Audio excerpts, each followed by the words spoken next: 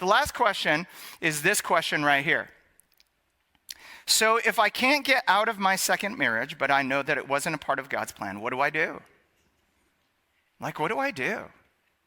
Like, so here is where I'm at. This is where I'm at right now. God, what do I do from here on out? And this is going to sound a little bit strange. Don't send me any emails on this, okay? But if you're on your second marriage or if you're on your third marriage, I think all you need to do is ask for second marriage grace. I just made that up. It's not even in the Bible. All you need to do is ask for second marriage grace. And you know what grace is in general? Grace in general is this idea that there is a gap that exists. That there's an intimacy gap that exists, that there is a transparency gap that exists, that there are ghosts, that there are shadows, that there is stuff that just continues to show up from my first marriage. And second marriage grace is just this idea where we just get real and raw and honest before God, and where we say, you know what, God, this is where I'm at. Like, this is just where I'm at. And so I don't know about the past. The only thing that I can do is control my future. So here's what I'm going to do from here on out. What I'm going to do is I'm going to honor you and I'm going to glorify you to the best of my ability. Let me ask you this. If that is your prayer before God, do you think God's going to honor that prayer? You better believe it. Do you know why? Because when you look at the life and ministry of Jesus, what you will find is that Jesus, it is just grace upon grace upon grace upon grace that God loves to forgive. But it's contingent upon you and me humbling ourselves before God and just simply saying that willfully or accidentally that God, that I made a mistake and I accept my sin. I accept my part of the responsibility. And I come before you, and I'm just going to ask for second marriage grace.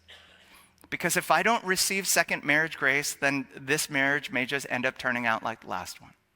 In fact, what you're going to find is that I knew a family who just kind of is exactly what we're talking about. You know, that the man and wife, that they were on their second marriage, and they just were having a hard go of it. They were just kind of in this, you know, they were fighting, they were just at each other. And then all of a sudden, they kind of came across some of these teachings, and they came to a very, very, very difficult conclusion. And do you know what that difficult conclusion was? It was this: oh, shoot. Like, we should have never have gotten married. That this was outside of the will of God. And so you know what they did? It being a momentary sin where they could ask for forgiveness, they got down on their knees together. They confessed their sin before God. And I don't even necessarily recommend what it is that they did next, but they went to their kids after that. And they said, do you know how mommy and daddy have been having trouble recently? Well, it's because, believe it or not, mommy and daddy have disobeyed God.